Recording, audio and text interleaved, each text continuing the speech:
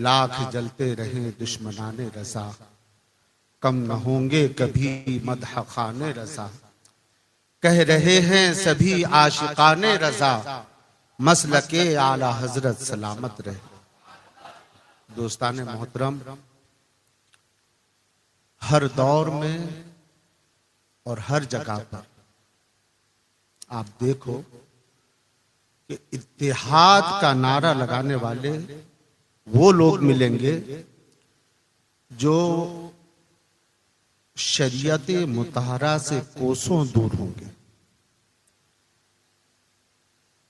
अब ज्यादा दूर की बात नहीं, इसी जमाने में हम देख लें, नागपुर में इत्तेहाद अहले सुन्नत का नारा लगाया जा रहा है। बनाम सिलसिला, रज़वियों को एक करना, अशरफियों को एक करना, फुला को एक करना, फुला को एक करना। लेकिन एक करने वाले जो हैं वो सब के सब मरकज़े अहले सुन्नत के मुखालिफ हैं।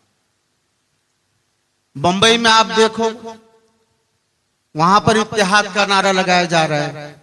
वहां पर तो कैसा इत्तेहाद, वहाबियों के साथ भी इत्तेहाद। हाँ, उलमाए कौंसिल पहले भी मैं बयान कर चुका हूं। कहने का मतलब ये कि जहां पर भी ये लोग इत्तेहाद करने वाले जो इनको देखो तो ये बात सामने आती है कि मरकज के ताल्लुक से कहीं ना कहीं कुछ ना कुछ कीड़ा जरूर काट रहा है,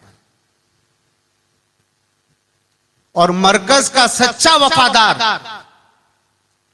उनके करीब भी नजर नहीं आएगा, उनसे दूर ही नजर आएगा। अच्छा, इत्तेहाद, जब अहले सुन्नत व जमात में इत्तेहाद की तुमको इतनी ही फिक्र है, तुम ये चाहते हो कि अहले सुन्नत व जमात मुत्तहिद हो जाए, तो फिर आओ ना शरीयत मुतहरा के कानून पर इत्तेहाद कर लो। हमेशा किसी भी मसले में जो बरेली ने अदम जवाज का हुक्म दिया उसी के खिलाफ इत्तेहाद का नारा क्यों? क्या वजह है? लाउड स्पीकर पर नमाज नहीं होती तो हो जाए, सारे लोग सारी दुनिया माइक में नमाज पढ़ने लग जाएं, इस बात पर इत्तेहाद करते नजर आ रहे हैं।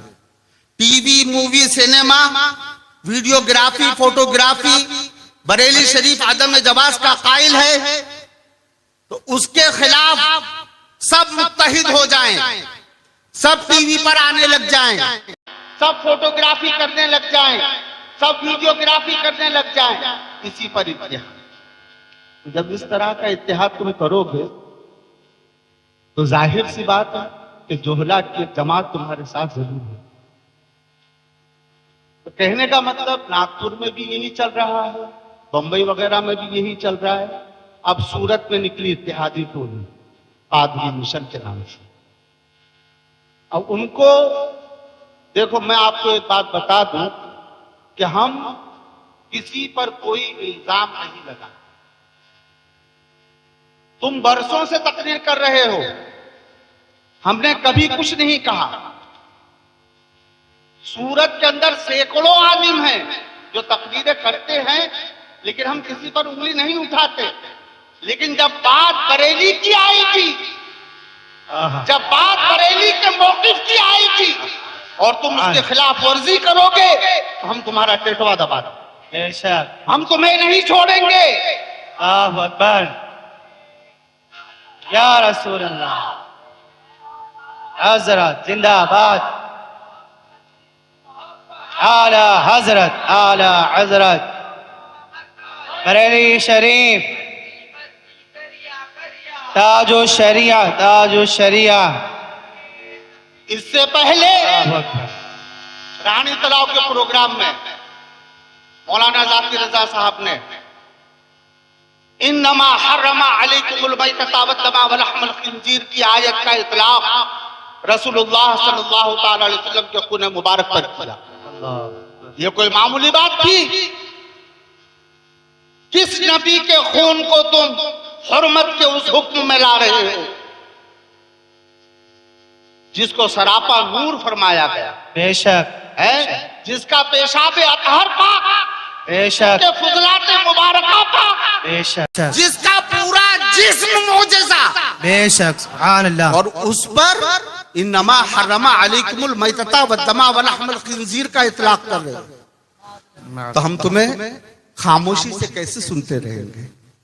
और किया तो किया, साथ में अपने गुरुजी मौलवी निजामुद्दीन मिसबाही, उन्होंने हदीस का इस्तदलाल पेश किया कि रसूलुल्लाह के खून को किसी सहाबी ने पी लिया तो उसको रसूलुल्लाह ने जहन्नम की आजादी का मुजदा सुना दिया। और ये कहकर जो ब्लड डोनेट किया जाता है उसके बारे में दिल से दुआएं दी। किसने दी? मौलाना जाकिर रज़ा साहब ने। कहते दिल से दुआएं निकलती हैं। उनकी तहकीकात को देखो तो आदमी अश करता हो जाता है। तो हम कैसे बर्दाश्त कर सकते हैं? और फिर वो हम पहले बता चुके कि इससे पहले हमने भी एक हदीस पेश की थी। आज तक मुंह में दही जमा हुआ है कि कल को उठ के तुम्हारे निजामुद्दीन मिसबाही साहब पेशाब के हवाले से हदीस से इस्तदलाल पेश करेंगे तो गौमूत्र पीना शुरू कर देना और दिल से दुआएं देना शुरू कर देना। खैर, तो जब जब तुम मरकज़े अहले सुन्नत के मौक़िफ़ पर शब खूं मारने की कोशिश करोगे, हम तुम्हें जवाब देंगे। हम तुम्हें नहीं छोड़ेंगे, भले हमारी गर्दन कट जाए। और हमें कहते हो कि इंतशार पैदा करते हैं। अरे इंतशार और फितना तो तुम पैदा करते हो। अगर तुम में इत्तेहाद की इतनी ही अगर वो है तो आओ, बरेली के तमाम मौक़िफ़ पर हम एक हो जाते हैं।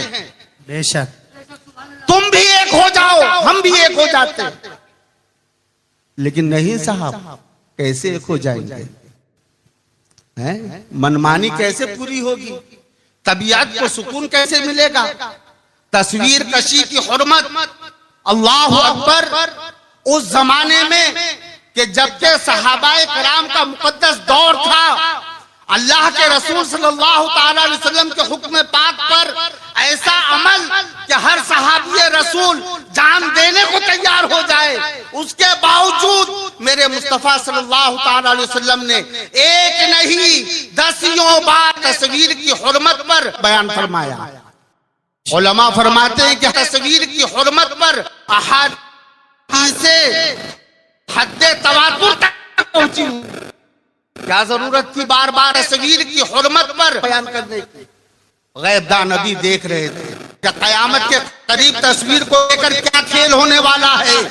इसलिए सरकार जानते थे कि मेरे सहाबा को तो मैंने एक बार कह दिया, उन्होंने कबूल कर लिया, लेकिन आने वाली कल मेरी उम्मत में ऐसे लोग पैदा होंगे कि जो तस्वीर की जवाज के लिए, जो तस्वीर की तरफ अपनी जान को कुर्बान करने के लिए सुन्नियत को टुकड़ों में बांट देंगे, इंतशार को पैदा कर देंगे, लेकिन जो मेरा सच्चा दीवाना होगा वो मेरे हुक्म पर अमल करेगा। बेशक मेरे आका ने सरकार सल्लल्लाहु अलैहि वसल्लम ने 10 हदीसें बयान फरमाई।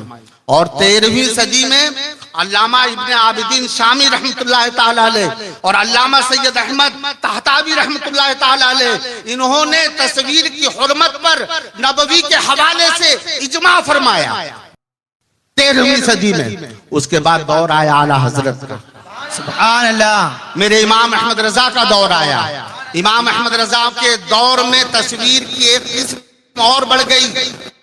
पहले के जमाने हाथ की बनी हुई तस्वीर और पुतलों से बनाई गई तस्वीर रहा करती थी, लेकिन आला हजरत का जब जमाना आया तो उस जमाने में एक तस्वीर और बढ़ गई जिसको कहते हैं अक्सी तस्वीर, कैमरे की तस्वीर। तो मेरे इमाम अहमद रजा ने अल्लामा इब्ने आबिदीन शामी और अल्लामा तहतावी के इजमा पर अमल करते हुए मुतलकन फरमाया कि तस्वीर चाहे अक्सी हो या दस्ती हो मुतलकन हराम है। सुभान अल्लाह। ये मेरे इमाम अहमद रजा का मौक़िफ़ है। ये 1400 साल से चलता आ रहा मौक़िफ़ है। सहाबाए कराम ने उस मौक़िफ़ पर अमल फरमाया है। सरकार मदीना सल्लल्लाहु अलैहि वसल्लम के हुक्म की हिफाजत फरमाई। ताबईन कराम ने सरकार के हुक्म की हिफाजत फरमाई। उलमाए मुतक़द्दिमीन ने, उलमाए मुताखिरीन ने, फुक़हाए कराम की जमातों ने, यहाँ तक कि इमाम अहमद रज़ा ने भी तस्वीर की हुर्मत पर मुतलकन जो है तो इजमा को बयान फरमाया और हराम फरमाया। और उसके बाद थोड़ा सा आगे बढ़े तो हुजूर मुफ्ती आजम का दौर आया। सुभान अल्लाह। हुजूर मुफ्ती आजम आलम के जमाने में खाने खुदा करके एक फिल्म निकली थी। क्या नाम था फिल्म का? खाने खुदा। सरकार ताजुशरिया फरमाते हैं कि उसमें दीन की एक बात थी, कुछ गलत नहीं बताया गया था, लेकिन वो फिल्म थी, वो सिनेमा था। सरकार मुफ्ती आजम ने फरमाया कि इस्लाम को तमाशा न बनाओ, इस्लाम को तमाशा बनाना जायज नहीं। और सरकार मुफ्ती आजम के इस हुक्म पर यह हुआ कि पूरे हिंदो पाक में लोगों ने एहतजाज किया, और ऐसा एहतजाज कि जेल भरी गई। वो तो सरकार मुफ्ती आजम के कलम का फैज था कि उस फिल्म पर उसी दिन बैंड लग गया। सुभान अल्लाह। तो वो इजमा तस्वीर की हुर्मत को लेकर उस पर इमाम अहले सुन्नत कायम रहे। जब अक्सी आई, चलती तस्वीर फरमाया और खाने खुदा फिल्म का रद्द फरमाकर उसका एहतजाज फरमाया। और उस जमाने में पूरी दुनिया में कोई आलिम ऐसा नहीं कि जिसने सरकार मुफ्ती आजम के फतवे की मुखालिफत की हो। तो अब मुझे बताओ कि इजमाए साबिका पर, ये मैं नहीं बोल रहा हूं, ये बात याद रखना, ये मेरे ताजुशरिया के अल्फाज हैं। सुभान अल्लाह। सुभान अल्लाह। इजमाए साबिका पर अगर कोई मुफ्ती इख्तिलाफ करे तो उसका इख्तिलाफ तस्लीम किया जाएगा? हरगिज़ नहीं किया जाएगा, क्योंकि उस पर इजमा हुआ है। और इजमा कोई 1 साल 2 साल का नहीं, सदियों का इजमा रहा। बड़े बड़े उलमा और फुक़हा, बड़े बड़े इल्म वाले और ऐसी ऐसी फ़िक़ही बसीरत वाले और ऐसे ऐसे आलिम कि आज के तुम 50,000 मौलवी उस एक आलिम की जूतियों का मुकाबला नहीं कर सकते। बेशक बेशक। ऐसे जज्जद उलमा ने तस्वीर की हुर्मत पर इजमा फरमाया। वो चाहे कैमरे की तस्वीर हो, वो चाहे दस्ती तस्वीर हो, वो चाहे हाथ की बनी हुई तस्वीर हो, वो चाहे पुतला बनाया हुआ हो, वो चाहे चलती फिरती तस्वीर हो। और जब इजमा हो चुका है तो किसी इजमा के ऊपर अगर कोई मुफ्ती साहब इख्तिलाफ करते हैं तो उस इख्तिलाफ को तस्लीम नहीं किया जाएगा। और जब इख्तिलाफ को तस्लीम नहीं किया जाएगा तो वो इख्तिलाफी मसला नहीं हुआ, वो तस्वीर है और तस्वीर हराम है और वो हर हाल में हराम रहेगी। सुबह क़यामत तक पूरी दुनिया के अंदर कोई तस्वीर को हराम कहने वाला मौजूद ना रहे, फिर भी तस्वीर हराम ही रहेगी। इसलिए कि तस्वीर को गुंबदे खजरा के मकी ने हराम फरमाया है। बेशक। तुम क्या समझते हो गुड़िया गुड्डी का खेल है, शरीयत मुताहरा के साथ खिलवाड़ करते हो? तो ये बात साबित हो गई कि तस्वीर हराम है। किसने हराम फरमाई? आला हजरत ने नहीं, ताजुशरिया का मौक़िफ़ नहीं है, मुफ्ती आजम का मौक़िफ़ नहीं है, मदीने के ताजदार का मौक़िफ़ है। और दुनिया जिसको तस्वीर कहेगी वही तस्वीर कहलाए। आज के अंदर तस्वीर नजर आती है, जाहिल से जाहिल इंसान तो वो भी ये बोलेगा यार वो चूड़ी की नंगी तस्वीरें देखकर दिल एकदम तड़प पड़ता है। जब अपनी बेटी अपने पास बैठी होती है और टीवी में जब नंगी तस्वीर नजर आती है, क्या कहता है? तस्वीर, अक्स नहीं कहता। मेरी बात को गौर से सुनना, बहुत पते की बात कह रहा हूं। कोई इंसान टीवी वीडियो की तस्वीर को अक्स नहीं कहता। ये तो तुम हो कि तुमको गू खाने का मन हुआ, तुमने गू को अफलातून कह दिया है। सारी दुनिया कह रही है, अमेरिका से आने वाला इंसान कह रहा है, अफ्रीका से आने वाला इंसान कह रहा है, पाकिस्तान से आने वाला इंसान कह रहा है, बांग्लादेश से आने वाला कह रहा है, हिंदुस्तान का बच्चा बच्चा कह रहा है कि ये पड़ा हुआ है जो बू है, इसमें बदबू आ रही है, ये सड़ा हुआ है। एक तुम चंद निकले कि जो कह रहे हो कि नहीं ये तो अफलातून मिठाई है, तो तुम खाओ ना यार, सारे अहले सुन्नत को क्यों खिलाने की बात करते हो? सारी दुनिया उसको तस्वीर कह रही है और तुम उसको अक्स कह रहे हो। जबकि अक्स जो होता है बहुत आसान लफ्जों में मैं आपको बताता हूं, अक्स का माने होता है शबीह। आईने में हमारी तस्वीर नजर आता है, हमारी शबीह नजर आती है, हमारी मिस्र नजर आती है, ये हुआ अक्स। पानी के सामने हम खड़े हुए, अंदर हम नजर आ रहे हैं, ये हुआ हमारा अक्स। तो अक्स के लिए जिसका अक्स नजर आ रहा है उसका होना शर्ते अव्वल है। किसी तस्वीर के सामने शाहरुख खान खड़ा हुआ है, आईने के सामने या पानी के सामने, और वो नजर आ रहा है तो यकीनन वो अक्स ही है। लेकिन वो खबीस रात की तारीकी में घर में सोया हुआ है, उसके बावजूद टीवी में नजर आ रहा है, तो वो अक्स कैसे हुआ? सीधी सी बात है, इतनी आसान सी बात है। ये तो मन हुआ आपका, फातिहा दिलाया बाप का, नाम रख दिया, बोले ये तस्वीर नहीं है, ये अक्स है। जब पहली मर्तबा किताब लिखी गई थी तो यही लिखा गया था कि टीवी तस्वीरें नजर आती हैं, वो तस्वीर नहीं अक्स हैं। तो सरकार ताजुशरिया ने फरमाया कि हुजूर आपने तो तस्वीर कहा। वाह वाह, क्या सरकार ताजुशरिया ने फरमाया कि आपने तो तस्वीर कह दी को। अब सुनो, इमाम शाफई रहमतुल्लाह ताला अलैह, उनकी महफिल जमी हुई है, साइल आ रहे हैं, सवाल करते हैं, आप जवाब दे रहे हैं। तो कभी कोई सवाल करता है ना, तो कोई भी आलिम अगर मसला मालूम भी है तो पहले अपनी आंखों को बंद करके ठंडे दिमाग से सोचता है। मालूम है उसको जवाब, लेकिन उसके बावजूद वो सोचता है कि मैं के जवाब देने में गलती तो नहीं खा रहा हूं, और वो फिक्र के फिर जवाब देता है। लेकिन इमाम शाफई की बारगाह में एक शख्स आया, उसने सवाल किया कि हुजूर दरियाई खिंजीर हलाल है या हराम?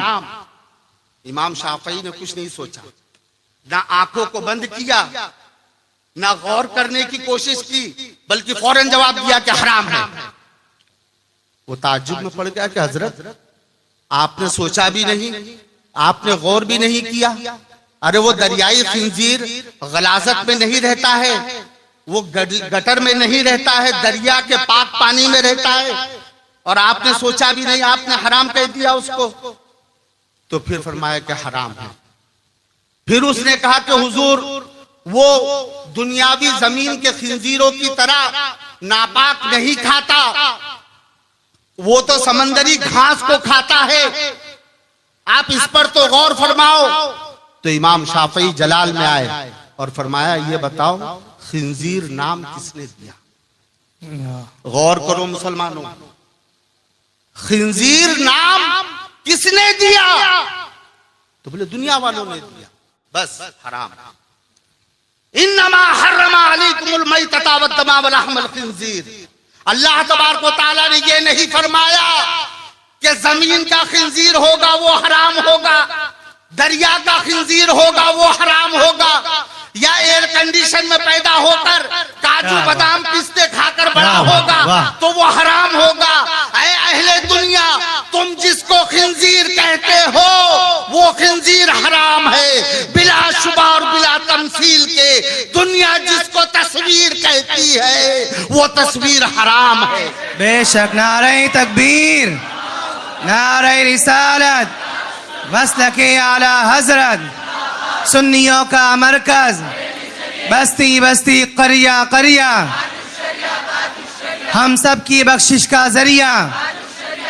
नारे इख्तिलाफी मसला तकबीर। कहते हो, इख्तिलाफी मसला कहते हो जिसे, हैं जिस पर सदियों से इजमा कायम है, सारी दुनिया जिसको तस्वीर कह रही है। क्या मेरे गैबदा नबी अल्लाह अकबर अहले सुन्नत व जमात का अकीदा तो सरकार के गैब के ताल्लुक से ऐसा है अल्हम्दुलिल्लाह कि मैं तो मालिक ही कहूंगा। बेशक, सुभान अल्लाह। यानी महबूब व मुहिब में नहीं मेरा तेरा। सुभान अल्लाह। तबारक व तआला आलिमुल गैब है और मैं उस आलिमुल गैब का बंदा, मेरा गैबदा नबी है जो कयामत तक होने वाली हर चीज को देख रहा है। बेशक। क्या मेरे मुस्तफा ने ये नहीं देखा कि आने वाली कल एक अक्स पैदा होगा, है एक अक्स की नई तस्वीर, नई किस्म निकाली जाएगी? नहीं, बल्कि साफ लफ्जों में फरमाया कि जिसको तस्वीर कहा जाता है वो मुतलकन हराम। अब एक बात सलीम मिसबाही साहब ने यहां पर कही कि टीवी वीडियो का मसला इख्तिलाफी है, फरीकैन में से दोनों में से किसी को भी फासिक नहीं कहा जाएगा। जबकि मैंने ये साबित कर दिया कि ये मसला इख्तिलाफी नहीं है। तस्वीर कल भी हराम थी, तस्वीर आज भी हराम है और सुबह कयामत तक तस्वीर हराम रहेगी। बेशक बेशक, ये बात याद रखना। सारी दुनिया के मुफ्ती मिलकर उसको जायज करार दे दे, लेकिन अब वो जायज नहीं होने वाली। और जिस अंदाज से पैदा होगी, तुम लाख नया नाम दे दो, लेकिन पूरी दुनिया मिलकर। अच्छा एक बात और बता दूं कि इनको हराम चीजें हलाल करने के लिए उमूम बलवा बहुत जल्दी नजर आ जाता है। उमूम बलवा यानी हर खास व आम शामिल हो। तो ये तस्वीर की हुर्मत पे भी उमूम बलवा कर लो, हैं? हर खास व आम उसको तस्वीर कह रहा है और तुम चंद एक उसको जायज करार देने के लिए अक्स का नाम देते हो। इसमें उमूम बलवा कर लो और उसको तस्वीर तस्लीम कर लो ताकि मुस्तफा प्यारे के हुक्म की हिफाजत हो जाए। आओ इत्तेहाद कर लेते हैं। अब इन्होंने कहा कि ये इख्तिलाफी मसला है और इख्तिलाफी मसले में फरीकैन में किसी को फासिक नहीं कहा जाएगा। यही वजह है कि सरकार ताजुशरिया ने पाकिस्तान के टीवी वीडियो बनाने वालों को खिलाफत दी। अल्लाह अकबर। प्यारे में एक बात, अच्छा उसमें एक बात और भी है। यूट्यूब के ऊपर जहां पर सलीम मिसबाही की तकरीर अपलोड हुई है ना, वहां पर किसी ने कहा, लिखा तहरीर इस तरह से कि सरकार ताजुशरिया ने तो टीवी वीडियो बनाने वाले को फासिक लिखा है। तो उसमें सलीम मिसबाही नीचे कमेंट में जवाब लिखते हैं तो फिर उन्होंने खिलाफत क्यों दी? नहीं है, अच्छा खिलाफत क्यों दी? मैं एक बात बता दूं, हम सत्तारुल उयूब के बंदे हैं। बेशक हमारा रब ऐबों को छुपाने वाला है। बेशक। और हमारी शरीयत ऐबों को छुपाने का हुक्म देती है। बेशक। जब खिलाफत के लिए कोई आता है ना, तो उससे ये नहीं पूछा जाता कि बताओ तुम कौन सा गुनाह करते हो, वरना मुझे बताओ कि क्या जाकिर रजा साहब को खिलाफत देने के वक्त सरकार ताजुशरिया ने यह पूछा था कि सलामतपुरे की जूनी ईदगाह मस्जिद में तुम आला हजरत का जिक्र करते हो या नहीं? क्या बात। क्या सरकार ताजुशरिया ने मौलाना जाकिर रजा साहब से यूं पूछा था कि आम खास मोहल्ले में बरसों से तुम तकरीर करते हो, कभी ताजियादारी की खुराफात पर तुमने बयान किया, कभी ढोल ताशे के खिलाफ तुमने बयान किया, कभी अम्र बिल मारूफ व नही अनिल मुनकर के ऊपर अमल करते हुए तुमने बयान किया? या कभी सरकार ताजुशरिया ने तुमसे ये पूछा खिलाफत देते वक्त कि मौलाना साहब तुम जो कि आला हजरत इमाम अहमद रजा ने फरमाया कि वहाबी देवबंदी का रद्द फर्ज से अहम तर फर्ज है। तुम खुल्लम खुल्ला वहाबियों का रद्द करते हो या नहीं? क्या बात। अरे ये तो 4 आलिम सिफारिश करते हैं कि भाई ये फला हजरत है, फला जगह से आए हुए हैं, ये मसलक आला हजरत की खिदमत को अंजाम दे रहे हैं और दीन का बहुत अच्छा काम कर रहे हैं। हुजूर अगर आप इजाजत दे दें, खिलाफत दे दें इनको, तो इनके इल्म और अमल में और इजाफा हो जाएगा। तो सरकार ताज शरिया खिलाफत अता फरमाए। हमारे यहाँ सूरत में भी यही हुआ। हमारे उलमा ने सरकार से ये सलीम बापू से गुजारिश की कि मौलाना जाकिर रजा साहब को खिलाफत दो, और उसकी वजह ये थी कि शायद खिलाफत मिल जाने से कुछ फैज मिल जाएगा तो दिल में और दिमाग में जो गोबर बन रहा है वो दूर हो जाएगा, ये सोचकर खिलाफत दिलाई थी। लेकिन मौलाना जाकिर रजा साहब मुल्ला दो प्याजा से 2 कदम आगे निकले, खिलाफत मिली और भाग लिया। क्या बात, वाह। बुरा मत मानना, मैं हक बोल रहा हूँ, कड़वा बोल रहा हूँ। हाँ, मैं मजाक नहीं उड़ा रहा हूँ, यह हकीकत बयान कर रहा हूँ मैं। मेरे ताजु शरिया ने कि जिसको भी खिलाफत दी है तो उसके अयूब को देखकर खिलाफत नहीं दी है, बल्कि उलमा की सिफारिश पर खिलाफत दी है। और जो उलमा ने जानबूझकर फुस्साकों को खिलाफत दिलवाई तो उसके जिम्मेदार वो उलमा है, ताजु शरिया नहीं है। बेशक बेशक, ये बात याद रखो। बार बार एक ही बात का रट्टा लगाते हो कि सरकार ताजु शरिया ने फला टीवी वाले को खिलाफत क्यों दी, फला वीडियोग्राफी करने वाले को खिलाफत क्यों दी, फलाने को खिलाफत क्यों दी, वो ढिमाके को खिलाफत दी। अरे ये सिर्फ और सिर्फ उलमा की गुजारिश पर, और गुजारिश भी ऐसी वैसी नहीं होती है, बाकायदा बताया जाता है। क्योंकि हमारी शरीयत में अच्छाइयों को बयान करने का हुक्म, बुराइयों को बयान करने का हुक्म नहीं है। अल्लामा सलीम मिसबाही साहब किबला, जरा दिल के दरवाजों को खोलो और ठंडे दिमाग से सोचो कि खिलाफत के लिए किन उसूलों पर चलना जरूरी है। अच्छाइयों को देखा जाएगा या बुराइयों को देखा जाएगा? और तुम कितने बेशरम हो कि इस बात को दलील बनाते हो कि ये मसला इख्तिलाफी है। ला हौला वला कुव्वता इल्ला बिल्लाह। मेरे ताजु शरिया ने साफ मना फरमाया कि तस्वीर कशी का मसला इख्तिलाफी मसला नहीं है। बेशक, ये बात समझ में आ गई आप लोगों को? अब ये खिलाफत के ताल्लुक से अगर कोई पूछे तो उसको जवाब दे देना कि बेटा तू मुसलमान है, तो बोलेगा हाँ। बता तूने जिना कितने बार किया है? तू मुसलमान है? बोलेगा हाँ। बता तूने जुआ कितने बार खेला है? तू मुसलमान है? बता तूने शराब कितनी बार पी है? हमारे यहाँ शरीयत मुताहरा में ये हुक्म नहीं दिया गया। वो तुम्हारे यहाँ दिया गया हो तो मुझे पता नहीं, लेकिन मेरे ताजु शरिया इस इल्जाम से बरी है। बेशक, हाँ, ये बात याद रखना। और दूसरी बात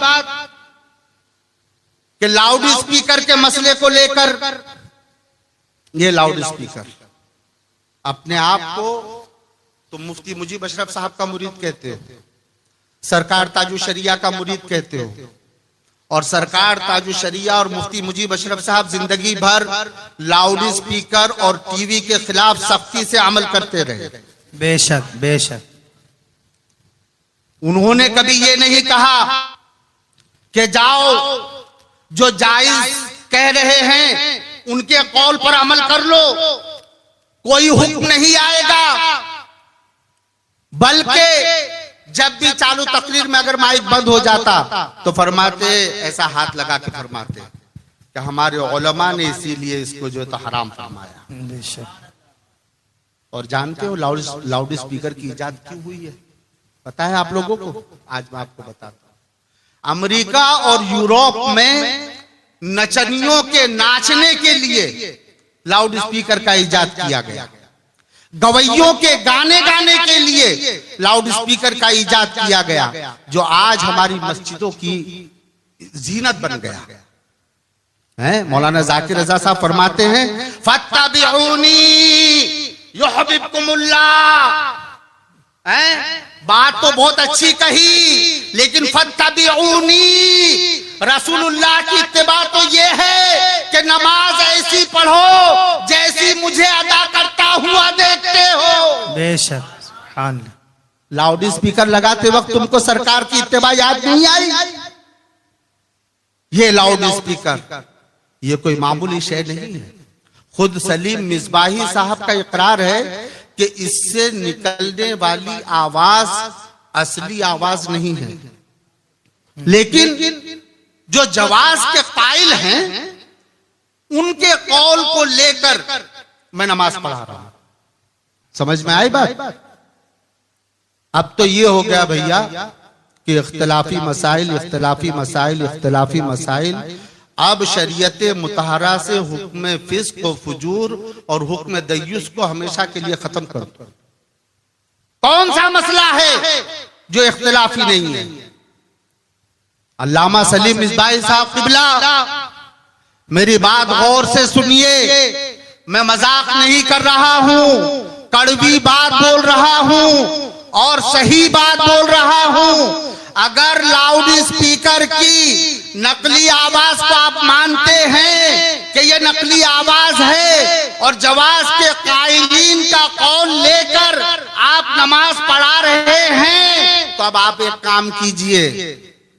पाकिस्तान के कुछ सुन्नी मौलवियों ने फतह मक्का के वक्त जो साहबाए कराम ने वजदानी कैफियत का इजहार फरमाया था, उससे रक्स की दलील को पेश किया, यानी नाचने की दलील को।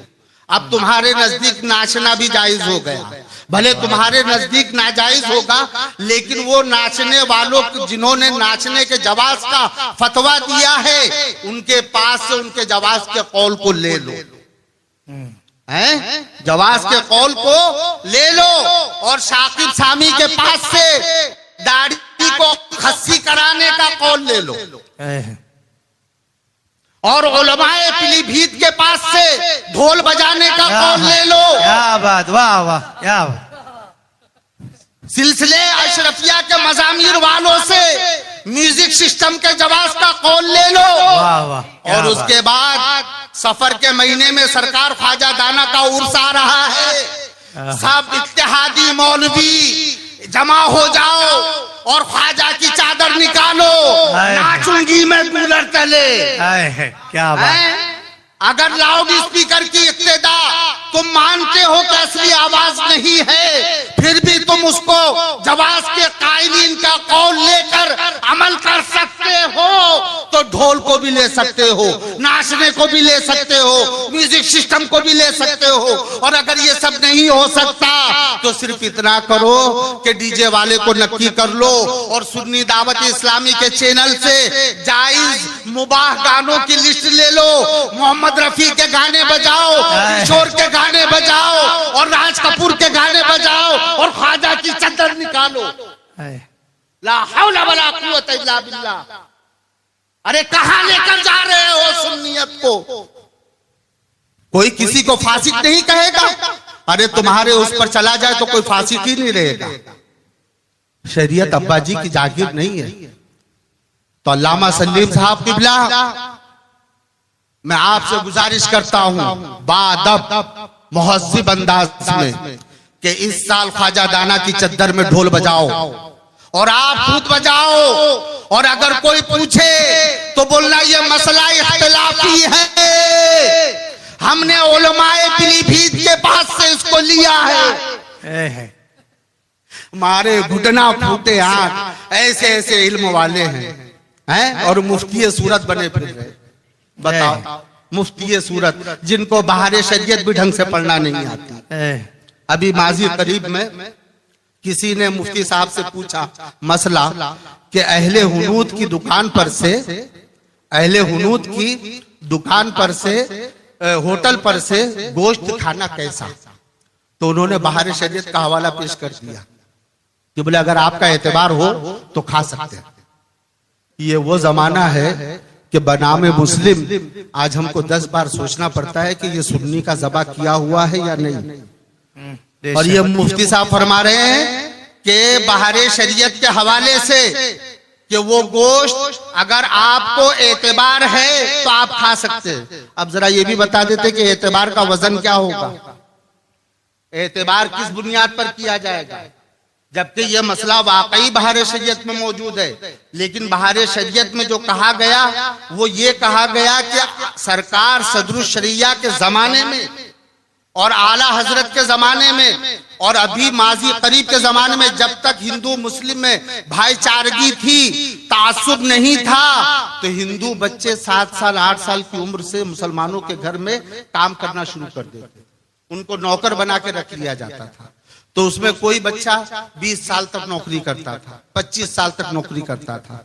तो ऐसे के बारे में सरकार सदरुल शरिया ने फरमाया कि अगर वो ऐसा काबिल एतबार नौकर तुम्हारा कि जो बरसों से तुम्हारे पास काम कर रहा है, तुमने उसको अच्छी तरह से जांच लिया है, तुम उसको अच्छी तरह से जानते हो, अच्छी तरह से पहचानते हो, तुमको पूरी तरह से यकीन है कि मेरा ये नौकर मेरे हुक्म के खिलाफ नहीं जा सकता, तो तुम उससे मुसलमान की दुकान से गोश्त मंगवा सकते हो।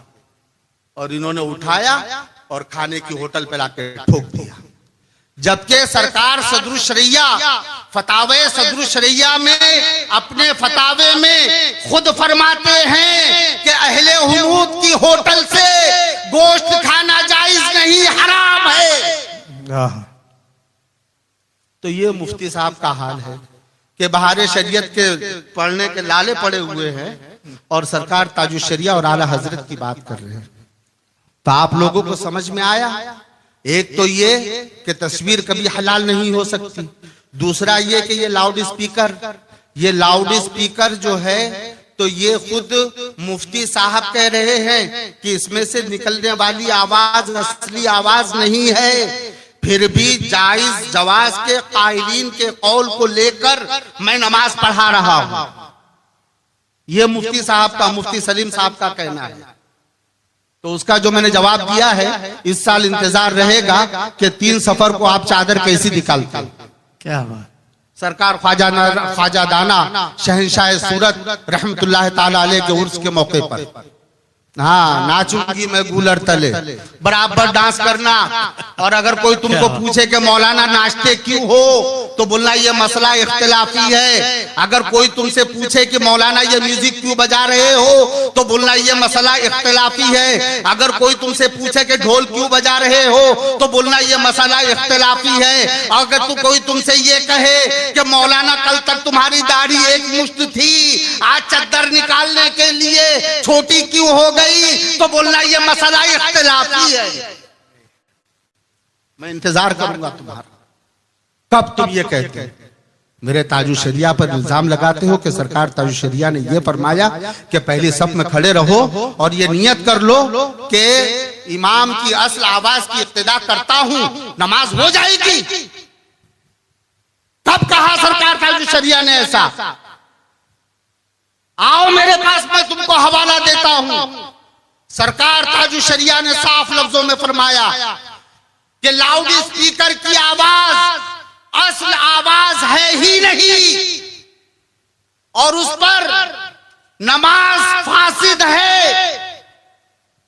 हाँ, ये हो सकता है कि आज अगर इमाम लाउड स्पीकर को नाजायज मानता है, इमाम लाउड स्पीकर को नाजायज मानता है, लेकिन ट्रस्टी उसके ऊपर दबाव डालते हैं कि तुमको लाउड स्पीकर लगाना ही पड़ेगा, और लाउड स्पीकर नहीं लगाएंगे तो तुमको निकाल दिया जाएगा। और वो इमाम जानता है कि अगर मैं यहां से निकल गया तो मेरे जाने के बाद कादरी मिशन का कोई इमाम आएगा नमाज पढ़ाने के लिए, जो असदुद्दीन अवैसी को आशिक रसूल कहेगा। वो इमाम जानता है कि वो आएगा, आने वाला इमाम हो सकता है कि बरेली की मरकजियत से दूर करेगा। तो सरकार ताजुल शरिया फरमाते हैं कि मुसल्ले को मत छोड़ो। क्या बात है, वाह। इमामत को मत छोड़ो और अगली सफ में खड़े रहो और एक एक रुकू, एक एक सजदे को इमाम की असली आवाज पर अदा करो। और इमाम को यह हुक्म दिया कि तुम बार बार बताते रहो कि लाउड स्पीकर पर नमाज जायज नहीं है। जरा उठाकर तो देखो। ये मैं आपको पेश कर रहा हूँ फिक़ही सेमिनार जो बरेली शरीफ में हुआ था, उसमें लाउड स्पीकर के ताल्लुक से सवाल जवाब हुए थे। उसमें 250 से 300 के करीब हिंदुस्तान और पाकिस्तान के, सऊदिया, यूरोप के, अमेरिका के बड़े बड़े उलमा मौजूद थे। उन उलमा की मौजूदगी में सरकार ताजुल शरिया ने यह फैसला फरमाया था। वो फैसला मैं आपको सुना रहा हूँ, सुनो एक बार गौर से। और सलीम मिसबाही की झूठ पर गौर करो कि सरकार ताजुल शरिया ने यह फरमाया कि नियत बांध लो, नमाज हो जाएगी। अब सुनो, फैसला यह हुआ कि लाउड स्पीकर की आवाज मुतकल्लिम की ऐन आवाज नहीं है, बेशक। इसलिए महज लाउड स्पीकर से मस्मू आवाज पर इक्तिदा हम अहनाफ के नजदीक सही नहीं। बिलफर्ज ये आवाज माहियत के एतबार से मुतकल्लिम की आवाज भी हो तो भी ये असल आवाज नहीं है। अब भी लिहाजा अब भी महज इस आवाज पर इक्तिदा दुरुस्त नहीं होगी। बात समझ में आ रही है? ये सरकार ताजुल शरिया का फरमान जो तमाम मुफ्तियान इकराम के साथ मिलकर उनकी दस्तखतों के साथ फैसला फरमाया गया। आगे फरमाते हैं कि जहां कहीं नमाज में लाउड स्पीकर के इस्तेमाल पर लोग जबर करें, अभी जो मैंने बात बताई, जबर करें, वहां मुकब्बिरीन का भी इंतजाम किया जाए और मुक्तदियों को मसले की सूरत से आगाह करते हुए हिदायत की जाए कि लाउड स्पीकर की इक्तिदा ना करें, मुकब्बिरीन की आवाज पर इक्तिदा करें। इस तरह मुकब्बिरीन को भी हिदायत की जाए कि वो भी लाउड स्पीकर की आवाज पर इक्तिदा ना करें। कहीं मुकब्बिर मुकर्रर करने की भी सूरत ना बने तो इमाम मसला बता दे और वो इस बिना पर इमामत से मुस्ताफी ना हो, क्योंकि इमामत से मुस्ताफी हो जाएगा तो ये ऐसे दोनों हाथों में गुलगुले लेने वाले आ जाएंगे, माहौल को गंदा कर देंगे। इसलिए सरकार ताजुल शरिया ने मना फरमाया। याद रखो, लाउड स्पीकर की इक्तिदा में कल भी नमाज फासिद थी और आज भी नमाज फासिद है और ये मसला भी इख्तिलाफी नहीं है। क्यों? क्योंकि सरकार मुफ्ती आजम आलम के जमाने में जब लाउड स्पीकर के आदम जवाज का फतवा दिया गया था, उस वक्त पूरे हिंदुस्तान और पाकिस्तान और बांग्लादेश के मुफ्तियान कराम ने मिलकर उसके आदम जवाज का हुक्म दिया था। 2 या 3 मुफ्तियान कराम ऐसे थे कि जिन्होंने खता पर उसके जवाज पर हुक्म दे दिया था, लेकिन उर्स रज़वी के मौके पर बरेली शरीफ में आकर मुफ्ती आजम के हाथ पर रुजू किया था। सुभान अल्लाह। तो इजमा हुआ, उलमा का इजमा हुआ, और जब इजमा हो गया तो इजमाए साबिका पर इख्तिलाफ कैसे मुमकिन? बात समझ में आ रही है? अच्छा, एक बात और मैं भूल गया था, मैं आपको बता दूं। ये अभी मैंने आपको बताया कि बहार शरीयत तो इनको पढ़ना आती नहीं और ये सरकार ताजुल शरिया के मौकिफ के अंदर घुसपैठ कर रहे हैं। इन्होंने बात बताई, एक पॉइंट की पते की बात बताई। देखो, आवाम को गुमराह करने का तरीका, आवाम के जहन और फिक्र को गुमराह करने का तरीका कि सरकार ताजुल शरिया ने बहुत से मसाइल में आला हजरत से और हुजूर मुफ्ती आजम से इख्तिलाफ किया। जबकि दोस्तों, मैं पहले भी कह चुका हूं कि जिसको फतावा रज़विया समझ में ना आती हो वो सरकार ताजुल शरिया की जिंदगी को देख ले। सरकार ताजुल शरिया का चलना, सरकार ताजुल शरिया का बोलना, सरकार ताजुल शरिया का किरदार, सरकार ताजुल शरिया का गुफ्तार, सब कुछ ऐन फतावा रज़विया शरीफ के मुताबिक है। कभी सरकार ताजुल शरिया ने फतावा रज़विया शरीफ से हटते हुए अपने किसी मौक़िफ़ को बयान नहीं फरमाया। बेशक। अब इनके पास 2 मुद्दे आए। एक तो ये कि पासपोर्ट का फोटो, बोले आला हजरत इमाम अहमद रजा फाजिल बरेलवी रज़ियल्लाहु ताला अन्हु ने पासपोर्ट के फोटो के ताल्लुक से सरकार ताजुल शरिया ने पासपोर्ट के फोटो को जायज करार दिया और आला हजरत फरमाते थे कि तस्वीर मुतलकन हराम। बराबर। अब एक बार जरा फतावा रज़विया खोल कर देख लेते तो पता चलता ना उनको। आज पासपोर्ट, इमाम अहमद रजा के जमाने में सिर्फ पासपोर्ट था, आधार कार्ड भी नहीं था, वोटिंग कार्ड भी नहीं था, और दूसरे गवर्नमेंटी जरूरी कागजात भी नहीं थे। लेकिन आज जो है तो ये सब तुम्हारी हमारी जिंदगी के लिए जरूरियात में से, और जरूरियात ऐसी कि अगर आपके पास आपके आईडी प्रूफ अगर नहीं होंगे तो आप किसी भी मुल्क में चले जाओ, आपको रहने नहीं दिया जाएगा। देखो बर्मा के मुसलमानों के साथ क्या हो रहा है, यही प्रूफ ना होने की वजह से। तो ये क्या है कि अगर इस जमीन के ऊपर आपको जीना है तो आपको आईडी प्रूफ बनाना ही पड़ेगा, है ना। अब सरकार आला हजरत के जमाने में, हाफिज साहब गौर फरमाएं, सरकार आला हजरत के जमाने में ये मुल्ला जी कह रहे हैं कि आला हजरत ने तस्वीर को मुतलकन हराम फरमाया, और सरकार ताजुश शरिया ने आला हजरत से इख्तिलाफ किया, पासपोर्ट की तस्वीर को जायज करार दिया। जबकि सुनो मुल्ला जी, फतावा रज़विया शरीफ की 21वीं जिल्द है। साइल सवाल करता है, सवाल पे गौर करना। हुकूमत की तरफ से ऐलान हुआ है, ये फतावा रज़विया शरीफ सुना रहा हूं मैं, साइल सवाल कर रहा है, हुकूमत की तरफ से ऐलान हुआ है कि अगर कोई शख्स हिंदुस्तान से बाहर जाना चाहे या बाहर से हिंदुस्तान आना चाहे तो उसको गवर्नमेंट से एक इजाजतनामा, जिसको ज़बाने अंग्रेजी पासपोर्ट कहते हैं, लेना जरूरी होगा। समझ रहे हो ना बात को?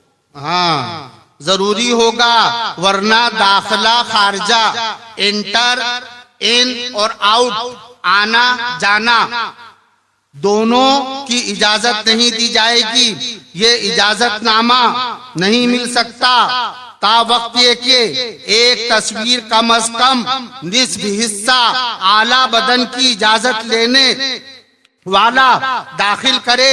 उस तस्वीर की 3 नकलें होंगी जो तीनों भेजी जाएंगी गवर्नमेंट में, वो महफूज रहेंगी, और एक इजाजतनामे के साथ वापस मिल जाएगी, जिसका इजाजत गिरिंदा को अपने पास रखना जरूरी है। बाज अशखास मुस्लिमीन अपने अहलो अयाल से और बाज तिजारती कारोबार में मुब्तला नक्लो हरकत के बगैर चारा नहीं। बाज उलमा को अला कलिमतुल हक के लिए बाहर जाने या जाकर वापस आने की जरूरत ऐसी अशद शदीद जरूरियात में कि जहां बाज शक्लों में सख्त तरीन दीनी नुकसानात भी हैं, इजाजत लेने की गर्ज से निस्फ हिस्सा आला बदन की तस्वीर खिंचवाना बजरिए फोटोग्राफ जायज है या नहीं, और इस इजाजतनामे को अपने पास रखना जायज है या नहीं,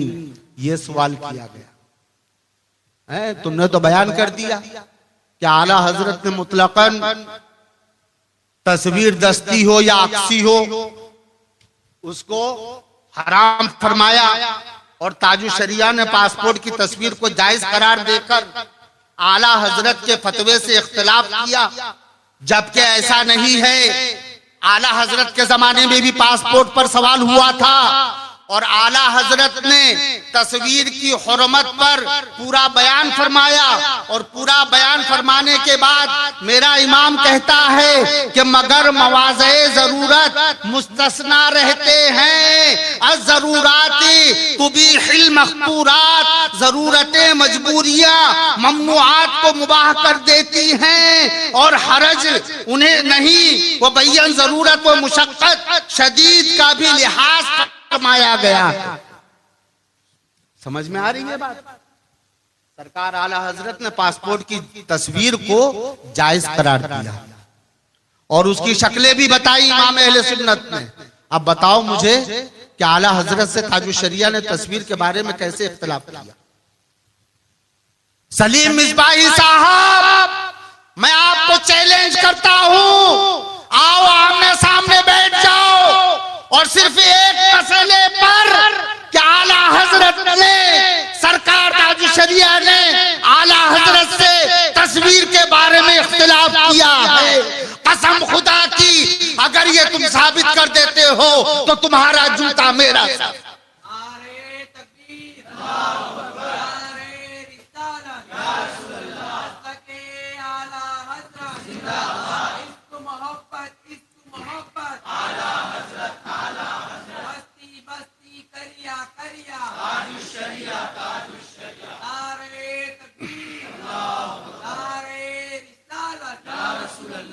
फतावा रज़विया शरीफ की 21वीं जिल्द है, सफा नंबर 195, देख लेना जाकर। सलीम मिसबाही साहब क़िबला, मत आवाम को गलत रास्ते पर ले जाओ। मेरे सरकार ताजु शरिया ने हमेशा असलाफ की रविश पर कायम रहने की तालीम दी है। बेशक, बेशक। नई नई इजादों के पीछे भागने की तालीम नहीं दी है। तुम अपने आप को ताजु शरिया की मोहब्बत वाला कहते हो, मुफ्ती मुजीब अशरफ की मोहब्बत का दावा करते हो, और उनके खुद के मौक़िफ़ के खिलाफ तुम आवाम को लेकर जा रहे हो, वो भी बोहतान तराशी करके। दूसरा इख्तिलाफ ये बताया कि सरकार ताजु शरिया ने अल्कोहल आमेज दवाओं के ताल्लुक से आला हजरत से इख्तिलाफ किया। आला हजरत ने अल्कोहल आमेज दवाओं, अल्कोहल यानी शराब आमेज दवाओं को नाजायज और हराम फरमाया, और सरकार ताजु शरिया ने अल्कोहल आमेज दवाओं को जायज फरमाया। लानतुल्लाहि अलल काज़िबीन, झूठों पर अल्लाह की लानत हो। बेशक। मेरे सरकार ताजु शरिया ने आला हजरत के नक्शे पा पर चलते हुए अल्कोहल आमेज दवाओं को मुतलकन नाजायज और हराम फरमाया है। मैं डंके की चोट पर साबित करने को तैयार हूं। और जो जवाज की सूरत आपने बयान फरमाई, वो ये फरमाई कि कोई मुसलमान डॉक्टर ये कहे कि ये अल्कोहल आमेज दवा है, अगर ये दवा इस मरीज को नहीं दी गई तो ये मरीज मर जाएगा। इसे कहते हैं जरूरत शरइया। मुतलकन अल्कोहल आमेज दवाओं को जायज नहीं फरमाया, नाजायज और हराम फरमाया मुतलकन। और जवाज की जो सूरत बयान फरमाई वो इस तरह बयान फरमाई कि फ़िक़ही मक़ूला है कि अगर तुम 3 से 4 दिन तक भूखे प्यासे हो, रेगिस्तान में हालत सफर में हो, खाने को कोई चीज तुमको मिल नहीं रही है, अब तुम्हारी जान जाने का खतरा है, अगर तुमने एक निवाला कुछ ना खाया तो तुम मर जाओगे, तो शरीयत तुमको इजाजत देती है कि अगर मुर्दार भी तुमको मिल जाए तो उतना खा लो कि तुम जिंदा रह सको। उस पर अमल करते हुए सरकार ताजु शरिया ने फरमाया कि मुसलमान डॉक्टर ये कहे कि इस दवा के बगैर इस आदमी का बचना मुमकिन नहीं है, तो उस हालत में दी जा सकती है अल्कोहल आमेज दवा। और दूसरा फरमाया हाजत शरइया। साहिल ने पूछा हाजत शरइया किसे कहते हैं? आए है मेरा ताज फरमाता है कि जरूरत शरइया उसे कहते हैं कि उसके अलावा कोई रास्ता ना हो, यानी मरीज मर जाएगा। और हाजत शरइया उसे कहते हैं कि अगर अल्कोहल आमेज उस वक्त उसको नहीं दी गई तो बहुत बड़ा मामला हो सकता है, मसला बहुत सीरियस हो सकता है, आदमी की जान जा सकती है, तो उस वक्त दी जाए। यह आला हजरत के साथ इख्तिलाफ नहीं है। अगर इसको तुम इख्तिलाफ मानते हो तो मिसबाही साहब आप ये कह दो माज़अल्लाह रब्बिल आलमीन कि आला हजरत ने इस्तरार की कैफियत में जब मजबूरन खाना ना मिले, अगर एक लुकमा ना खाया तो मर जाएगा, तो उस वक्त मुर्दार खाने का हुक्म दिया, तो आला हजरत ने माज़अल्लाह अल्लाह व रसूल के साथ इख्तिलाफ किया, आला हजरत ने माज़अल्लाह सहाबाए कराम के साथ इख्तिलाफ किया, आला हजरत ने माज़अल्लाह से ताबईन किराम के साथ इख्तिलाफ किया, आला हजरत ने माज़अल्लाह फुक़हाए किराम के साथ इख्तिलाफ किया। नहीं नहीं, ऐसा हरगिज़ नहीं हो सकता। उसी तरह से सरकार ताजु शरिया ने अगर किसी मरने वाले को बाहालत मजबूरी अगर अल्कोहल आमेज दवा देने को कहा तो ये शरीयत मुतहरा के उसूल के खिलाफ नहीं है। बेशक। दोस्ताने मोहतरम, और मैं आपको बताऊं कि एक तो आपने पता लगा लिया, देखो मैं जवाब देने के लिए बैठा हूं, हमारा काम है हमारे अकाबिरीन का दिफा करना। बेशक। तुम इल्जाम लगाते जाओ, तुम सरकार ताजु शरिया जिंदाबाद, मुफ्ती मुजीब अशरफ जिंदाबाद। देख लिया सूरत की सरजमीन पर कि मुफ्ती मुजीब अशरफ के मुरीदीन बहुत ज्यादा हैं, ताजु शरिया के मुरीदीन बहुत ज्यादा हैं। तो उर्से ताजु शरिया मनाओ, याद ताजु शरिया मनाओ, याद अशरफुल फुकहा मनाओ, इत्तेहाद की बात करो। और वो शख्स जो फतावे रज़विया शरीफ पर बोहतान लगाए उसको अपने स्टेज पर बैठाओ, और वो शख्स जो मुफ्ती मुजीब अशरफ साहब को मौलाए कायनात का गुस्ताख कहे उसको तुम अपने स्टेज पर बैठाओ। और वो शख्स जो लॉकडाउन में 15 ज़िलहिज्जा को मुफ्ती मुजीब अशरफ के इंतकाल के दिन ऐलान करे कि एक खारजी बुढ़ा मौलाए कायनात का गुस्ताख मर चुका है, ऐसे शख्स को तुम स्टेज पर बैठाओ और इत्तेहाद की बात करो। तो नालायकों, ये इत्तेहाद तुमको मुबारक हो। अल्लाह अकबर, या रसूल अल्लाह जिंदाबाद, आला हजरत बरेली शरीफ। फुरोइयात की बात करते हो हैं? मैंने पहले मैं बता चुका हूं कि मौलवी निजामुद्दीन ने असदुद्दीन ओवैसी जैसे अहले हदीस को, जो कि अशरफ अली थानवी को रहमतुल्लाह अलैह कहता है, अबुल उला मौदूदी को रहमतुल्लाह अलैह कहता है, दारुल उलूम देवबंद की तारीफ करता है, तबलीगी जमात की मुंह भर भर के तारीफ कहता है, उसको निजामुद्दीन मिसबाही ने सिर्फ अच्छा मुसलमान नहीं बल्कि आशिक रसूल कहा, और जिसकी क्लिप यूट्यूब चैनल पर आज भी मौजूद है। ये उसूली इख्तिलाफ तुमको नजर नहीं आता? फुरूई इख्तिलाफ की दलीलें पेश करते हो। जो उसूली इख्तिलाफात हैं उसका क्या? मनामे सुन्नी सबको एक करने की बात करते हो। ज़हीरुद्दीन जो बंबई का रहने वाला है, जिसने उलमाए कौंसिल नामी कमेटी आज से 25-30 साल पहले कायम की, बाबरी मस्जिद को बचाने के लिए, हुकूमत को बताने के लिए कि बनामे मुस्लिम हम सब कलमा गो एक है, और उसके अंदर 52 लोगों को मेंबर बनाया, 4 देवबंदियों को मेंबरशिप में लिया, 8 वहाबियों को मेंबरशिप में लिया, 12 जमात इस्लामी वालों को मेंबरशिप में लिया, और ऐसे कितने गुमराह बदमज़हबों को सबको माजून मुरक्कब तैयार करके वो उसने कमेटी बनाई। उस कमेटी का नाम उलमाए कौंसिल रखा, जो आज भी मौजूद है। बाबरी मस्जिद शहीद कर दी गई, उस कमेटी बनाने की वजह से अहले सुन्नत में इंतशार हुआ, मुसलमान 2 फिरकों में तब्दील हो गए, मुसलमान टुकड़ों में तकसीम हो गए। सरकार ताजु शरिया ने ज़हीरुद्दीन का रद्द किया, और उस ज़हीरुद्दीन की बुनियाद पर HDI का रद्द किया, सुन्नी दावत इस्लामी से दूर रहने को कहा, दावत इस्लामी का रद्द किया गया।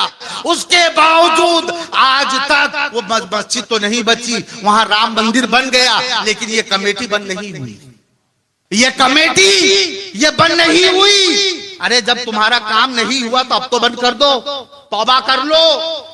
बहुत इत्तेहाद के शौकीन हो, बहुत इत्तेहाद करने का शौक है। जाकिर रजा ने कितने आसान लफ्जों में कह दिया कि बस ये देखो सुन्नी है हमारा है। क्या जरा हमारे नूरी मोहल्ले में आओ, वहां पर साबरी वाले रहते हैं, वो देवबंदियों के पीछे नमाज पढ़ते हैं, वो अशरफ अली थानवी को रहमतुल्लाह अलैह कहते हैं, अपने आप को रिफाई सिलसिले का मानने वाला कहते हैं, अपने आप को साबरी सिलसिले का मानने वाला कहते हैं, नियाज भी करते हैं, फातिहा भी करते हैं, नाम मोहम्मद पर अंगूठा भी चूमते हैं, और जुलूसे ईद मिलादुन नबी भी करते हैं, 11वीं भी करते हैं, हर महीने ख्वाजा की छठी भी करते हैं। करो एक, बहुत शौक है ना एक करने का तुमको? किस बात पर एक करने का शौक है? शरीयत मुताहरा के खिलाफ हमारे ऊपर इल्जाम लगाते हो कि हम इंतशार करते हैं। हाफिज साहब किल्ला, मेरी बात को क्लिप बनाकर आप पेश करना, पूरे YouTube चैनलों के ऊपर हर जगह जगह पर पहुंचाओ, और कादरी मिशन तक इस बात की क्लिप बनाकर पहुंचाओ कि रज़वी अब्दुल रहमान के लड़के ने जो असल सूरती है, कोई बिहार बंगाल से आया हुआ नहीं है, 300 साल का सूरती हूं अपने सूरत के मुसलमानों को मुत्तहिद करने के लिए। मैं तुमको एक बहुत अच्छी आइटम देता हूं। हाँ, अवाम बेचारी परेशान हो रही है, अवाम बदजन हो रही है, अवाम देख रही है कि यार उस स्टेज पर जाओ वहां पर ताजु शरिया जिंदाबाद के नारे लग रहे हैं, इस स्टेज पर आओ यहाँ पर ताजु शरिया जिंदाबाद के नारे लग रहे हैं, उस स्टेज पर जाओ तो मुफ्ती मुजीब अशरफ साहब के नारे लग रहे हैं, यहाँ पर आओ तो नारे लग रहे हैं। तो ये सब क्या है? ये उसको बुरा कह रहा है और वो लोग हमको इंतशार पैदा करने वाला कह रहे हैं। अरे कुछ तो रास्ता निकालो ताकि एक प्लेटफॉर्म पर जमा हो जाए। ओ सैयद और सलीम मिसबाही साहब, मैं आपको मशवरा भी देता हूँ और चैलेंज भी करता हूँ कि अगर इस साल उर्से ताजु शरिया में आपने सही तकरीर की है, कोई बहतानबाजी नहीं की है, तो एक काम करो, सैयद सलीम बापू जो गुजरात के काजी है, मुफ्ती आजम महाराष्ट्र जो मुंबई के काजी है, वो दोनों को सूरत में बुला लो। जो इंसान, मैं गुलाम अहमद रजवी इब्ने अब्दुल रहमान खान अगर गलत साबित हो जाता है तो 2 लाख रुपया नगद काजियों की बारगाह में पेश करेगा, और अगर तुम गलत साबित हो जाते हो तो तुमको 2 लाख रुपया नगद काजी की बारगाह में पेश करना होंगे, ताकि हक रोशन हो जाए और बातिल मिट जाए। बेशक। नारे तकबीर, नारे रिसालत, सुन्नियों का मरकज, सुन्नियों का मरकज। इत्तेहाद करने का बहुत शौक है ना, तो आओ इत्तेहाद करते हैं। जिन बातों को लेकर इख्तिलाफ चल रहा है, बैठ जाओ आमने सामने।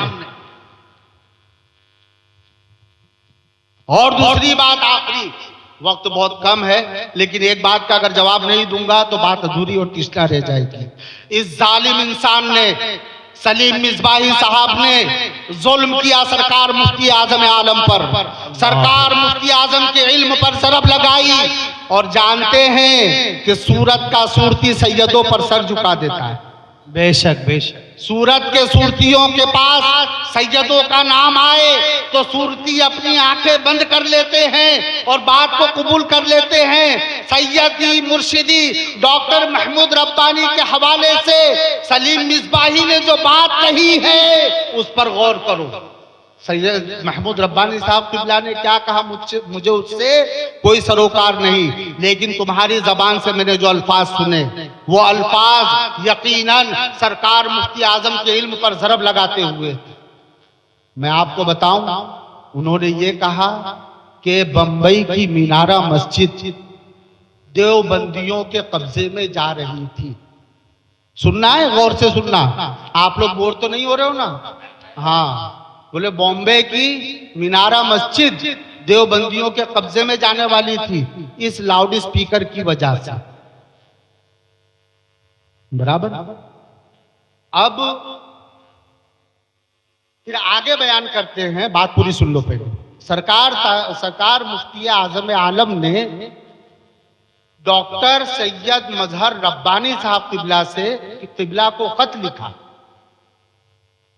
और खत लिखकर ये कहा, क्योंकि आप लाउड स्पीकर के जवाब के कायल हैं और बंबई की मीनारा मस्जिद लाउड स्पीकर की वजह से देवबंदियों के कब्जे में जाने वाली है, तो आप वहां पर चले जाएं और जाकर नमाज पढ़ाना शुरू कर दें।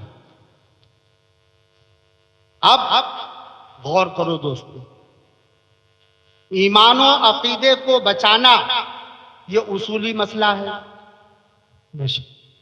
एक मस्जिद सुन्नियों के कब्जे से निकलकर देवबंदियों के कब्जे में जाने वाली है, तो ऐसे आलम में, ऐसी हालत में मुफ्ती आजम मीनारा मस्जिद के इमाम से कहेंगे कि फ़इन्न ज़रूरातिक तुबीहिल मख्तूरात, ऐ इमाम तू लाउड स्पीकर को ले और नमाज पढ़ाना शुरू कर दे। क्या मुफ्ती आजम को इतना इल्म नहीं था कि वो ये ढूंढने के लिए गए, ये खत लिखने के लिए गए कि डॉक्टर साहब आपके नजदीक जायज है इसलिए आप जाओ नमाज पढ़ाने के लिए। अगर वो गए भी नमाज पढ़ाने के लिए तो जो इमाम सुन्नी नमाज पढ़ा रहा था उसका पेट काटा गया, क्या मुफ्ती आजम उसके जिम्मेदार हुए? उसके बीवी बच्चों का पेट काटा गया, क्या मुफ्ती आजम उसके जिम्मेदार हुए? ये ज़र्ब लगाई है जालिम ने, सलीम मिसबाही ने हुजूर मुफ्ती आजम के इल्म पर। ऐसा कोई वाकया नहीं हुआ है। सरकार महमूद रब्बानी साहब किबला ने कहा कुछ और तुमने मिर्च मसाला लगा के बयान कर दिया कुछ। वरना मैं तुमको चैलेंज करता हूं, जो खत लिखा था हुजूर मुफ्ती आजम ने और तुमने उर्से या तो उर्से ताजुशरिया के नाम पर स्टेज पर जो बयानबाजी की है वो बेलफ्जी ही उस खत में साबित करके बता दो। चैलेंज है तुमको। आज तो सोशल मीडिया का दौर है, खत को छापने की जरूरत नहीं पड़ेगी। जाके तिजोरी में से खत निकालो, वो खत का फोटो खींचो और सोशल मीडिया पर आम कर दो। साबित करके बताओ कि मुफ्ती आजम आलम ने सैयदी सरकार मजहर रब्बानी से ये कहा कि चौके आपके नजदीक लाउड स्पीकर जायज है तो आप जाकर वहां नमाज पढ़ाओ। शर्म नहीं आती तुमको? जरा सोचो तो सही, क्या बोल रहे हो? मेरे मुफ्ती आजम के इल्म पर ज़रब लगाते हो। वो फकीह, वो आलिम के जिसके थूक से फकीह पैदा हुआ। बेशक बेशक, सुभान अल्लाह, बेशक। उसका इतना जहन नहीं गया कि जो इमाम मौजूद है मैं उसी इमाम से कह दूं कि लाउड स्पीकर ले और तू नमाज पढ़ाना शुरू कर दे। ये बेवकूफ बना रहे हैं, ये लोग बेवकूफ बना रहे हैं मुसलमानों। सूरत के सुन्नी मुसलमानों, ये इत्तेहादियों से बचो। ये इत्तेहाद और ये इस्लाह मुआशरा इतना मकरूह नाम है, इतना मकरूह नाम है कि जिसकी हद नहीं। हाँ, जो भी इत्तेहाद की बात करे या इस्लाह मुआशरा की आज के दौर में बात करे, समझ जाओ कि दाल में काला है। क्या? हाँ, दाल में काला है। जरूर उसके अंदर कहीं ना कहीं सरकार ताजुशरिया के खिलाफ गुदगुदी हो रही है, बरेली की मरकजियत के खिलाफ गुदगुदी हो रही है। तभी तो इस तरह का इत्तेहाद पेश कर रहे हो कि पूरी तकरीर जाकिर रजा साहब कहते हैं कि जामे बयान फरमाया। क्या जाम? जबकि मैंने साबित किया कि तुमने एक बात सही बयान नहीं की है, बल्कि बहुतान बांधा तुमने सरकार इमाम अहले सुन्नत पर, सरकार ताजुशरिया पर और सरकार मुफ्ती आजम आलम पर, अपनी बात को मनवाने के लिए, सूरत की भोली आवाम को, ज़हनो फिक्र को गुमराह करने के लिए। कब तक गुमराह करोगे? कब तक गलत रास्ते पर आवाम को लेकर जाओगे? आवाम भी अल्हम्दुलिल्लाह सरकार ताजुशरिया से और मुफ्ती साहब से सच्ची मोहब्बत करती है। बेशक, सुभान अल्लाह। हाँ, जब वो देखेगी ना कि ये चहीता मुरीद है, ये लाड़का मुरीद है, ये लाड़का खलीफा है, लेकिन दावा तो कर रहा है मोहब्बत का, लेकिन एक भी मौक़िफ़ पर अमल नहीं है, तो खुद ही आंखें खुलना शुरू हो जाएगी और उस वक्त इतने जूते पड़ेंगे कि सर पर एक बाल भी नहीं रहे। अजीज़ान मिल्लत इस्लाम में दुरूद पाक पढ़िए, अल्लाहुम्मा सल्लल्लाहु अलैहि नबी की नमी वालिहि सल्लल्लाहु अलैहि वसल्लम, सल्लल्लाहु सलाम अलैकुम या रसूलल्लाह। कुछ बाकी तो नहीं, सल्लल्लाहु अलैहि वसल्लम। जितना उसने बयान किया वो सब पेश कर दिया गया और ये साबित हो गया कि सरकार ताजुशरिया के उर्स और याद अशरफुल फुक़हा की आड़ में तुमने अहले सुन्नत व जमात के साथ नंगा नाच खेला। अब अगर तुम सच्चे हो तो मेरे चैलेंज को कबूल करके सैयद सलीम बापू और मुफ्ती आजम महाराष्ट्र को सूरत में बुलाओगे और हमको आमने सामने बैठाकर हक और बातिल का फैसला कराओगे और कुछ नहीं करना है। सलीम मिसबाही साहब, आप अपनी तकरीर को पेश कर देना और मेरी तकरीर को पेश कर देना और बोल देना कि फैसला करो दोनों में से कौन हक पर है। वहीं पता चल जाएगा, हक रोशन हो जाएगा। अल्हम्दुलिल्लाह हम सुन्नियों की ये शान है, अल्हम्दुलिल्लाह हम सुन्नियों की यही शान सरकार ताजुल शरिया ने हमको अता फरमाई है कि फतावे रज़विया शरीफ के रास्ते पर चलो, कभी तुमको झूठ बोलने की जरूरत नहीं पड़ेगी। आला हजरत के दामन को पकड़ कर चलो, कभी तुमको जलील और रुस्वा नहीं होना पड़ेगा। मुफ्ती आजम के नक्शे पा पर चलो, कभी तुमको जलील नहीं होना पड़ेगा। और सलीम मिसबाही आ जाओ, हमारा दरवाजा बहुत वसी है, खुला है तुम्हारे लिए। और जाकिर रजा तुम भी आ जाओ हक की तरफ, हम तुमको आज भी गले लगाने के लिए तैयार हैं। बेशक। अल्लाह तबारक व तआला हम सब अहले सुन्नत व जमात को शरीयत मुतहरा पर इस्तेकामत अता फरमाए। आमीन आमीन। दोगलेपन पर इस्तेकामत नहीं चाहिए, वो इस्तेकामत चाहिए जो इस्तेकामत मेरे मुस्तफा ने अता फरमाई है। बेशक। वो इस्तेकामत चाहिए जो इस्तेकामत साहबा ने अता फरमाई है। बेशक। वो इस्तेकामत हमको चाहिए जो हमको आला हजरत ने अता फरमाई है। बेशक। वो ताजियेदारी की इस्तेकामत तुमको मुबारक हो, वो ढोल ताशे की इस्तेकामत तुमको मुबारक हो, वो दाढ़ी कम करने की इस्तेकामत तुमको मुबारक हो, वो इख्तिलाफी मसाइल तुमको मुबारक हो। हमारे नजदीक तो वही मसला हक है जो मुस्तफा प्यारे के घर से चला, जो गुंबदे खदरा से चला, और हम उसी पर कायम रहेंगे। और अल्लाह से दुआ करते हैं कि जिस दिन हमारी नस्लों में मदीने के फरमान के खिलाफ अगर कोई बच्चा पैदा होने वाला हो तो परवरदिगार मुस्तफा प्यारे की नाले के सत्ते में हमारी नस्ल को खत्म फरमा देना, हमको वो नस्ल नहीं चाहिए। अल्लाह पाक मसलक आला हजरत की हिफाजत फरमाए। और एक बात याद रखना, जब भी तुम बरेली पर उंगली उठाने की कोशिश करोगे, जब भी तुम ताजुल शरिया पर ज़रब लगाने की कोशिश करोगे, जब भी तुम मुफ्ती आजम की आजमत पर सब खू मारने की कोशिश करोगे, सूरत के अंदर कोई कुछ बोले ना बोले, लेकिन ये रज़वी कुत्ता तुम्हारी छाती पर चढ़कर बोलेगा। अल्हम्दुलिल्लाह रब्बिल आलमीन।